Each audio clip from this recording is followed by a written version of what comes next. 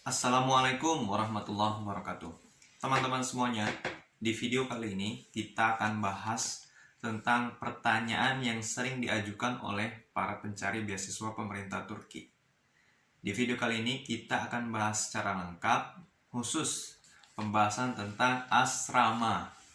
Nah, teman-teman semuanya, mohon diperhatikan sampai lengkap untuk penjelasan ini karena kita akan coba uraikan secara detail. Nah, asrama ini adalah tempat tinggal kita ya ketika kita di Turki. Karena kita belum punya ya tempat sandaran ya, tempat tinggal.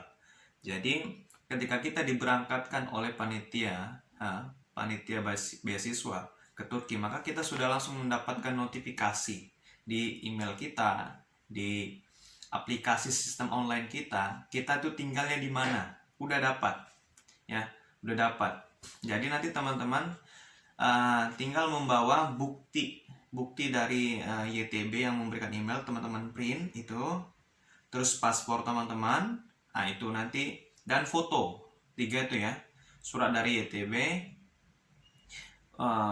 fotokopi paspor, dan juga foto Anda. Itu nanti teman-teman 3 saat itu ketika datang ke asrama itu serahkan ke mudirnya atau staf yang di asrama itu, maka akan diproses dan teman-teman bisa tinggal di asrama itu ya. Nah, baiklah. Pertanyaan pertama yang sering diajukan adalah apa kelebihan dan kekurangan tinggal di asrama? Kelebihan tinggal di asrama, teman-teman semuanya, yang pertama adalah melatih bahasa.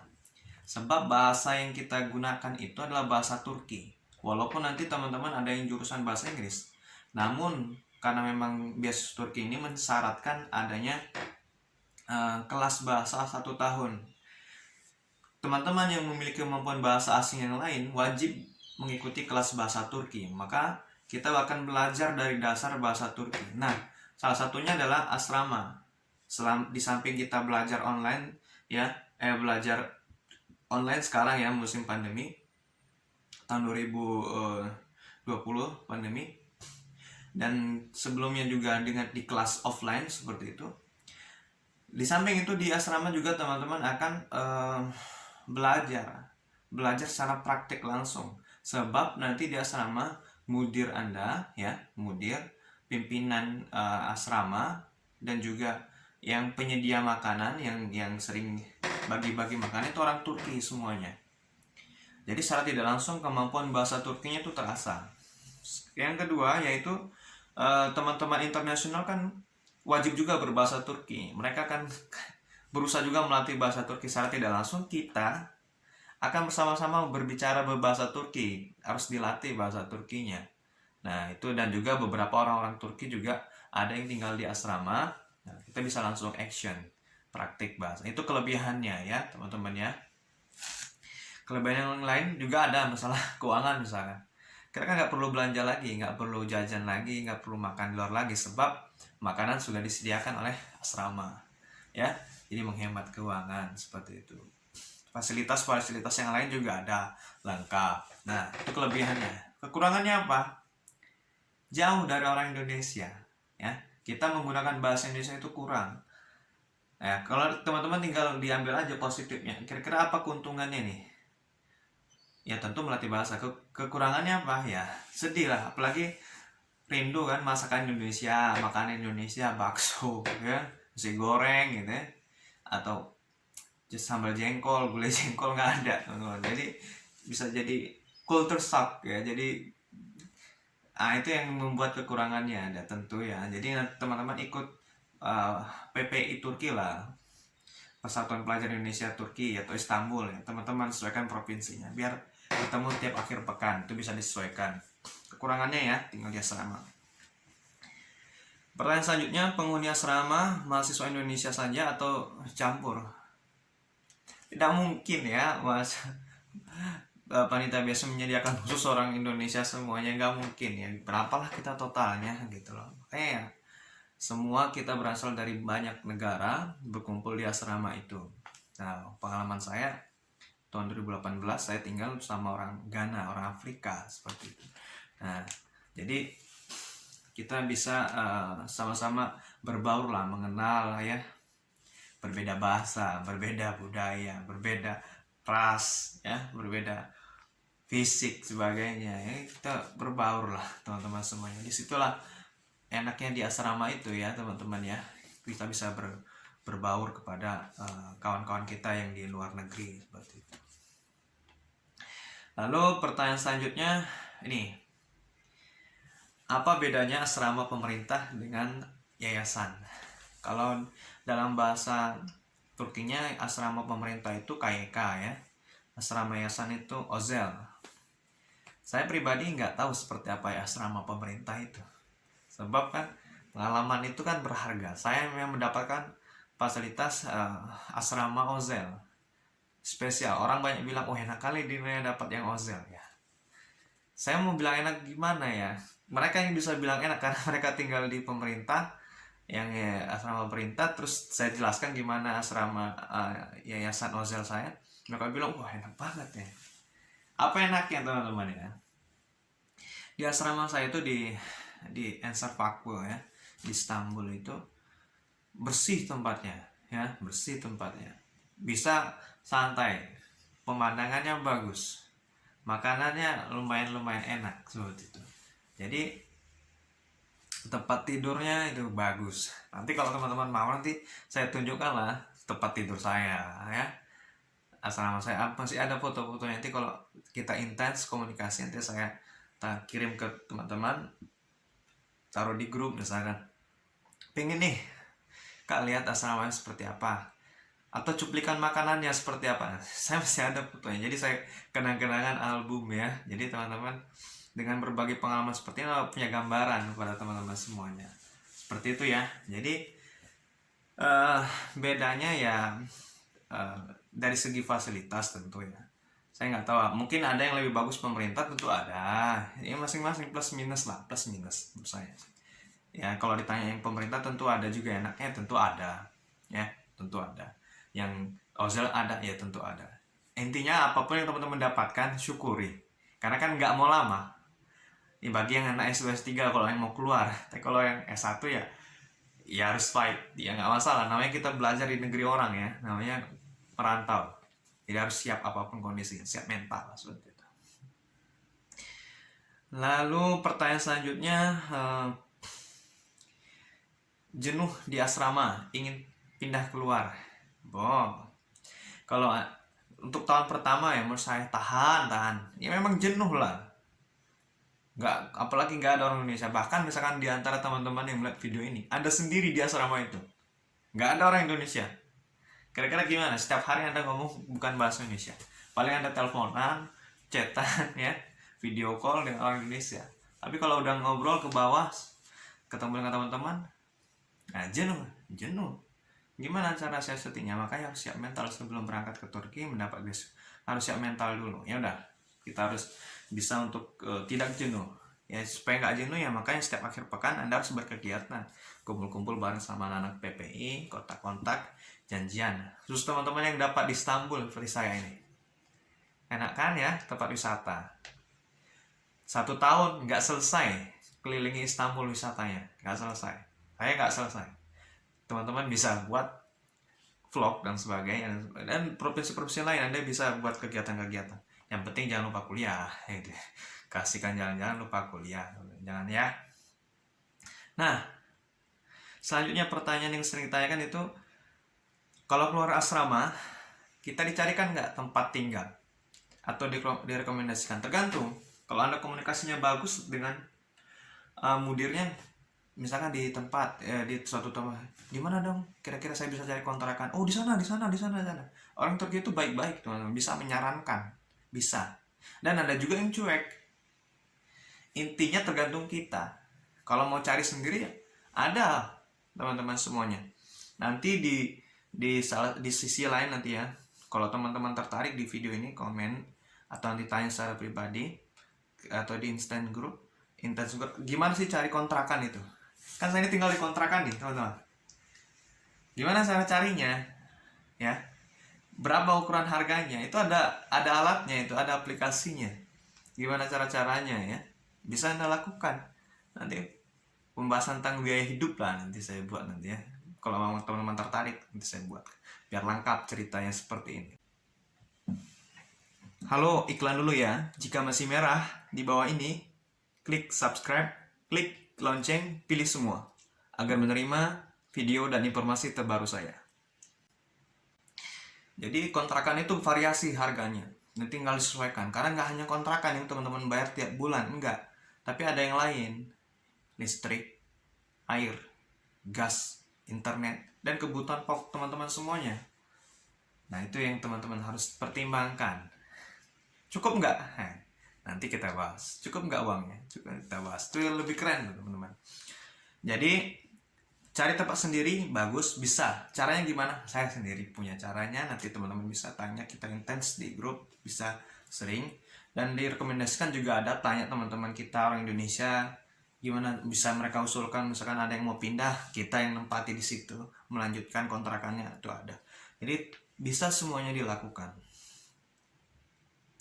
Pertanyaan yang sering ditanyakan lagi adalah, apakah ada batasan keluar asrama jam malam? Ada teman-teman, ada. Di asrama pemerintah umumnya seperti itu, ada batasannya. Maksimal keluar malam itu jam 10 atau jam 9 malam. Biasanya lebih sering pada perempuan-perempuan nih ada jam pembatasan malam ya. Kalau untuk asrama saya laki-laki bebas. Mau pulang jam berapapun. Kawan-kawan itu pulang dari jalan-jalan ya, pulang dari jalan-jalan wisatanya jam 11, jam 12, jam 1. Karena nanti kalau dikasih di depan pintu ada kode yang kita klik untuk buka pintu. Jadi pintunya itu pakai pin. Nah, kita ingat pinnya aja. Kalau ingat pinnya bisa masuk. Kalau nggak ingat pinnya di luar nongkrong atau telepon kawan yang di atas untuk bukain pintu dari dalam. Jadi untuk asrama hotel tuh bebas. Tapi ada hotel yang ketat, ada. Jadi tergantung kebijakan asrama, kebijakan peraturan asrama itu sendiri. Seperti apa jam pembatasan malamnya, tentu ada ya.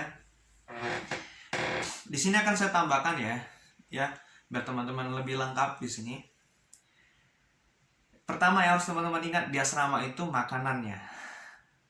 Saya sampai di Istanbul ya, saya ceritakan. Saya sampai di Istanbul, masuk di asrama itu, langsung dicobakan makanan.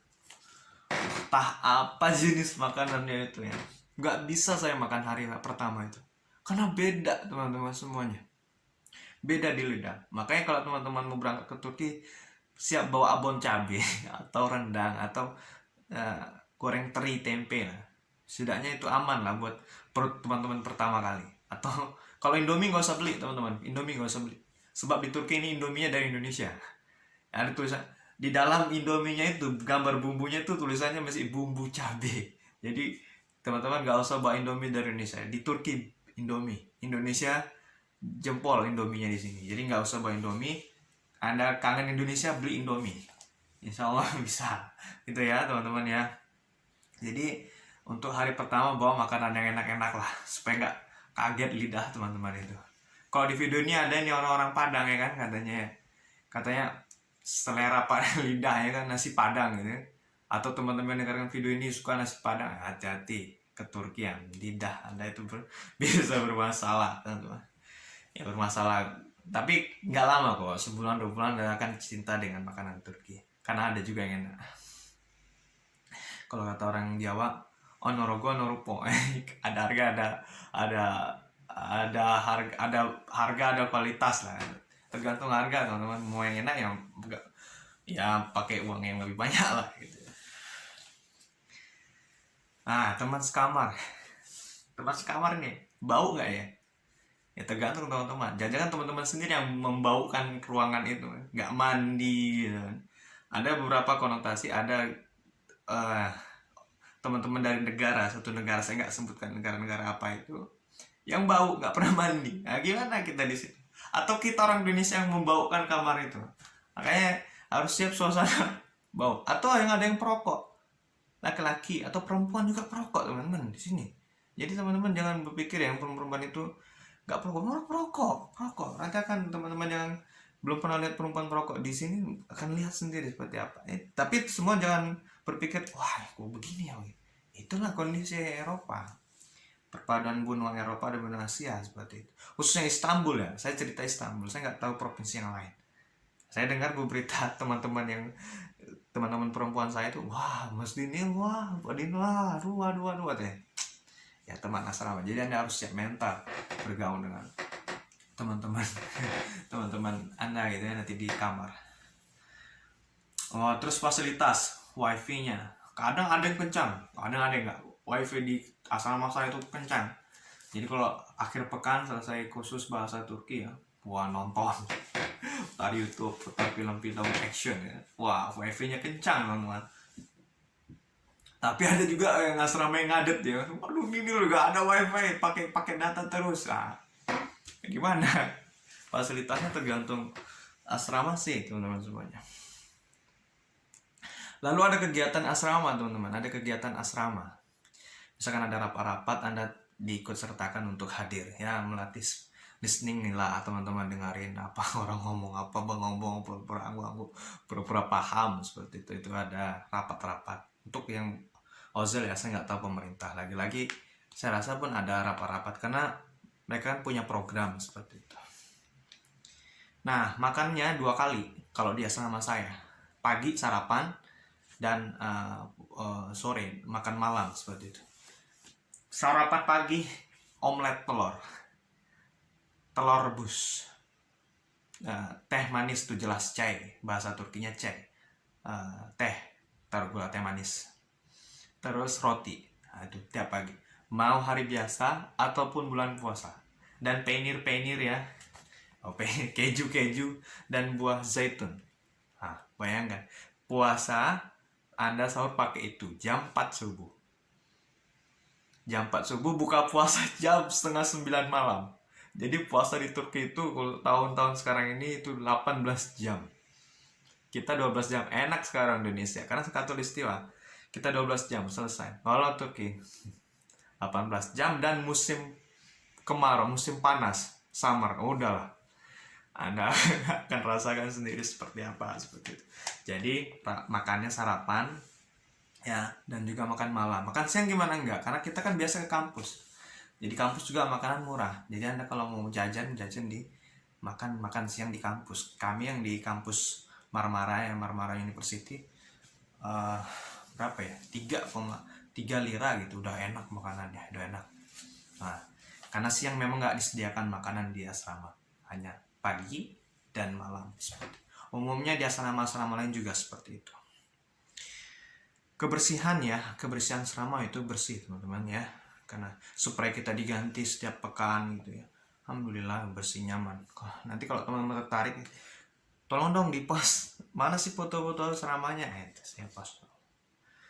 Terus yang paling penting nih, terakhir di video ini adalah teman-teman semuanya ketika sudah menjadi tinggal di asrama itu, minta surat keterangan tinggal di asrama. Nama Anda itu ditulis ke surat keterangan. Tujuannya apa? Tujuannya adalah 1, itu untuk pengajuan izin tinggal. Jadi ada ikamet. Jadi visa kita hanya berlaku 3 bulan izin pelajar, 90 hari. Setelah itu kita akan merubah menjadi resident permit kita, izin tinggal dalam bahasa Turkinya ikamet. Dan salah satu persyaratannya adalah izin tinggal. Izin tinggal itu ada surat keterangan dari asrama menyatakan kita tinggal di situ. Itu teman-teman wajib minta itu. Yang tujuan yang kedua dari surat itu adalah untuk buat bank, ya, buat akun bank. Kan teman-teman nanti umumnya penerima beasiswa itu banknya itu Fakir Bank, ya, di situ semuanya. Jadi Anda kalau mau ingin menambah bank lain, misalkan Anda dapat gaji nih, Anda ingin menabung di bank lain, buka akun rekening baru, salah satu syaratnya adalah surat keterangan dari asrama itu sebagai kita tinggal di situ. Nanti kita daftarkan di Dinas Dukcapil. Kalau kita tinggal di situ nanti dapat surat dan itu kita bawa ke bank. Insyaallah dibuka. Saya pribadi udah cobakan itu dan buat bank. Walaupun nanti teman-teman di kampus juga kartu teman-teman itu langsung include dengan ATM. Khusus kami yang di Marmara itu include ATM seperti itu. Dan kampus-kampus yang lain mungkin seperti itu, mungkin juga tidak, wallahu alam. Jadi surat keterangan dari asrama itu sangat penting ya teman-teman semuanya ya. Baiklah, pembahasan asrama ya, tanya jawab kupas lengkap asrama kita selesaikan sampai di sini. Teman-teman, mudah-mudahan ini bermanfaat bagi kita semuanya. Terima kasih sudah menonton dan mempelajari video ini. Mudah-mudahan bermanfaat buat teman-teman dan berkah buat kita semua. Terima kasih. Assalamualaikum warahmatullahi wabarakatuh.